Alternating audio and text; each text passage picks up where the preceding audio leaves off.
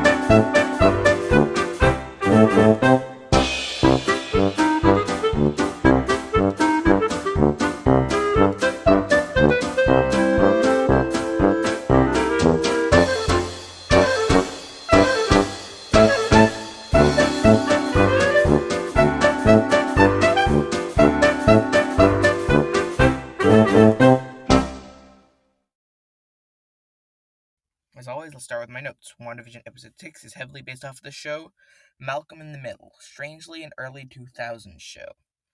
Remember, the last episode was an 80s episode, meaning they skipped the 90s. I find that kind of weird. Also weird is how they introduced Pietro in the intro. It labeled him as himself, as if to confirm that he is the real Pietro, which we know he isn't. Also interesting about that intro is that Agnes is a part of the main cast now. This could have heavy implications on the future, but we'll just have to wait for that. Billy, Vision, Fake Pietro, and Wanda are all wearing their comic book accurate costumes. The only one who isn't is Tommy. He's just wearing a Quicksilver costume.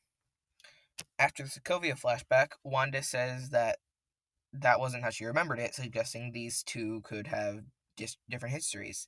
And then Pietro responds with, "You probably suppressed a lot of the trauma," which is what Wanda's been doing for the past 6 episodes. Suppressing her trauma. This episode is the first time the MCU references Wanda's powers as magic. She's a witch, so yeah, it had to come sometime. Also in this episode, Wanda threatens to turn Pietro into a pickled herring. I think this is a hint that he's just a trick. There's some other evil force that isn't Pietro controlling everything.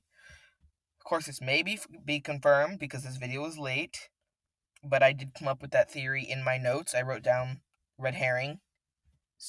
When I took notes on it a couple weeks ago. I say this because of the fish Wanda said she would turn him into, specifically a herring. You know what herrings, specifically red ones, are known for in mysteries? That's right, deceptions, tricks, a false trail, something that makes sense, but is just there to deceive you. It's trick. A red herring. A false trail. I just repeated myself. Tyler Hayward says if they take Wanda out, the hex would just disappear, and Monica argues that he doesn't know that. But what if he does? He seemed way too confident with that comment, so I think he may know something. Another thing Hayward says has to do with the people who blipped. He specifically says that they left as if they had a choice to dust away for 5 years. I'm taking this as further truth that Hayward is nearly as evil as Dolores Umbridge. What Hayward also implied was that something happened during the blip, and I'm wondering what it was. Another interesting thing is that when Herb reports on Pietro's pranks, he says them before they happen. Shows how aware Herb/John Collins might be. He also asked if Wanda wants something changed, meaning he knows something, at least a little bit about the hex. The Yo Magic commercial was the creepiest commercial I've ever seen. It is also really hard to dissect, so I'll just go with the explanation everyone else is saying, which is that someone needs to feed on Wanda's magic, whether it be Billy and Tommy, the Westview residents, or Wanda herself. Pietro says that he is there to give Wanda grief, which is kind of the whole point of the hex. I've seen some things on Instagram suggesting that Wanda's going through the 5 stages of grief in the show. First denial in the first 2 episodes, then anger in 3, 4, 5, and 6, and then we'll see. Maybe depression episode 7, wink, wink. Yes, I just said wink, wink. I don't know why that's in my script. I do, but yeah. Anyway, when Vision awakens Agnes, she doesn't seem as traumatized as Abhilash when he woke up from Norm. She also still responds to Agnes. I think there's a little more to Evil Pineapple, as we've been calling her on this channel through post-production, than just this nosy neighbor. While we're on the subject of people who know too much, let's talk about Pietro. How does he know this is fake? Did he know the rest of the Westview residents prior to WandaVision? Who is he? Pietro's just one of those weird recast additions to the MCU that doesn't feel right. And we know he's not because they have confirmed he's not just a recast.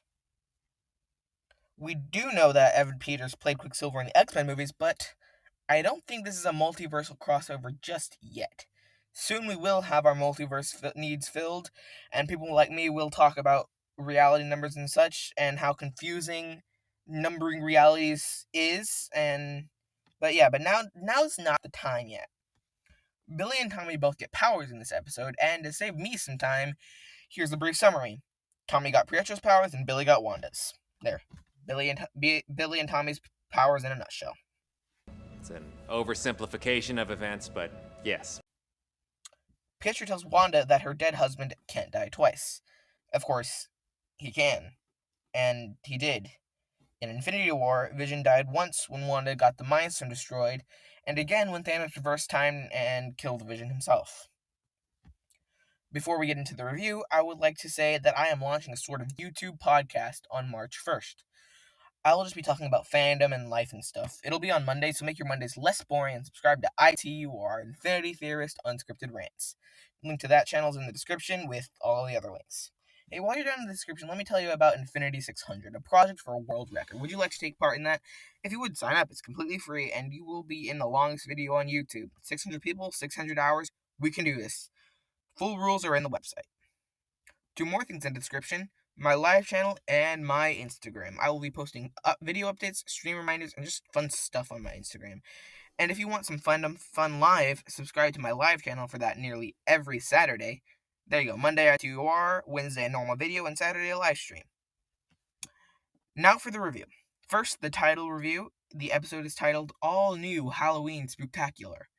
Admittedly a bit cheesy, but it does reflect what the episode's about. And I kind of love how the mystery of it gets to you, like, it's the middle of February, what's this, why is there a Halloween episode? And then when you watch it, you just fall in love with it. I'll give the title an 89 out of 100, pretty decent score, I'd say. As for the episode, it was just blowing my mind every 5 seconds. There were so many intriguing things, and I absolutely loved it. I'll give this episode a 98 out of 100, very good score. Still a tiny amount of room for improvement, but at this point, that room is almost as small as the Inhumans TV show's fan base. So that averages out to 93.5 out of 100. Anyway, you can watch another video by clicking the top left, top right, and bottom left corner of the screen. Before you do that, click the bottom right corner of your screen to subscribe, and then click the bell so you can be notified when I upload more videos like this, and more cool videos, and just also subscribe to my other channels so you can see those videos and live streams. Alright, so that's everything I have for today. Goodbye. Short video, I know, but goodbye.